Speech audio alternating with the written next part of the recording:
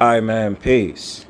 So, I think this topic is going to be related to a couple of videos that I'm going to be combing through, such as a lot of these videos that's affecting the young men, especially Gen Z who might be listening to this video, in which I've detailed many times that a lot of times when you see these challenges, and a lot of times when you see this sassy or this LGBTQ related stuff, it's not about trying to attack the LGBTQ community, because that's just a front for what's really going on in the programming. All this is about is trying to get the man to come into this idea of fluidness. And later, after this video finishes, I'm going to give a little bit more of an explanation about what is my thoughts and what is it that I see with someone like Saucy Santana, who is nothing more but a conduit to not only black men becoming more fluid, but agreeing with the agenda that they're trying to do. Whether we're gonna say that they're trying to have black men become more gay, or have men in this society become more gay. Now, let's get into this video, and I'm gonna just give my opinions afterwards. Let's check it out.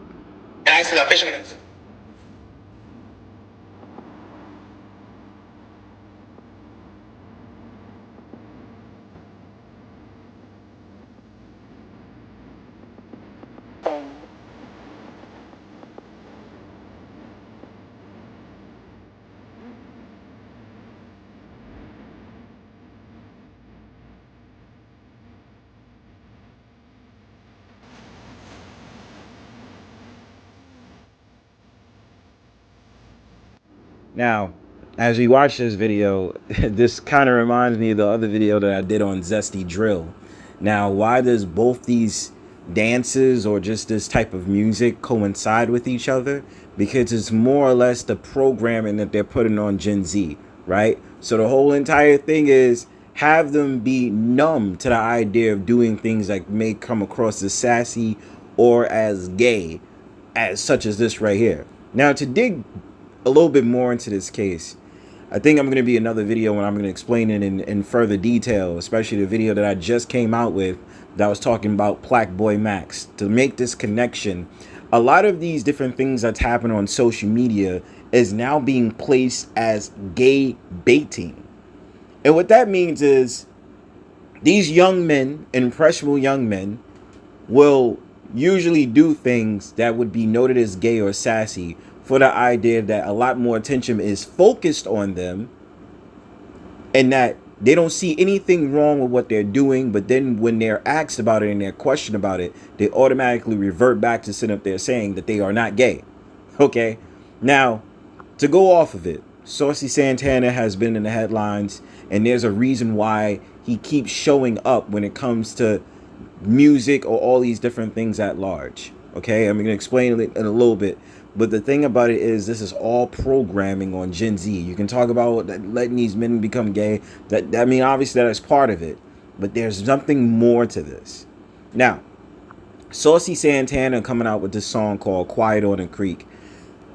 The message that I get out of it when it comes to this whole entire thing about Quiet on the Creek, it reminds me a lot of what happened in the narrative of Off the Plantation vibes, or the Southern Ritual vibes, where when it came to these slaves, or when it came to those people leaving somewhere, you had to be quiet on a creek because you were escaping from doing something that would be noted as illegal.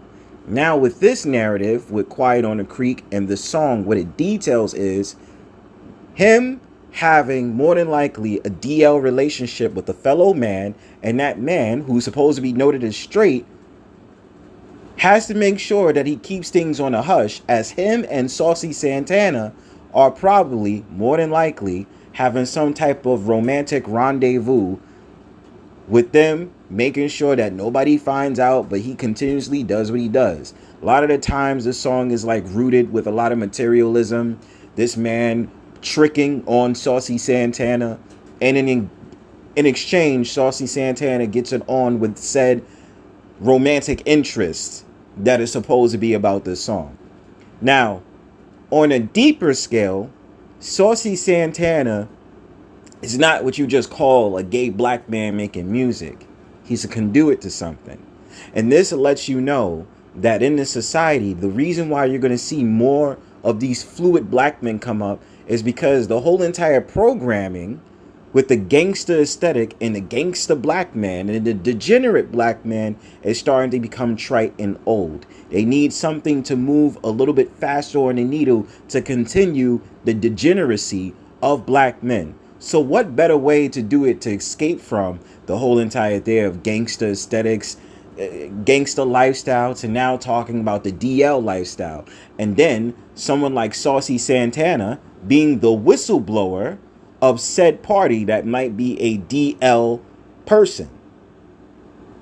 So if you don't really get the gist, this song has a deeper meaning than what most people think. I'm just giving you a little bit of just the surface, but going back into this is what is related in this whole entire trend that they're doing on social media. Now is going to be filled up on your algorithms of all these men that would be usually noted as masculine men playing a masculine sport like football, doing things that would be related as what they call gay baiting. I'm telling y'all. And an advisory to the young men out there, I don't agree with y'all getting into these challenges. I don't think you men should get into challenges like this at all or do these stupid trends. It's all about programming and let y'all be into this whole entire digital lifestyle where you can't make the marking of getting off of the media or getting off of these apps and actually living your life and not being affected by what's online. Just my take. But if you like what you heard, make sure you like, share, subscribe, and make sure you please comment on this video.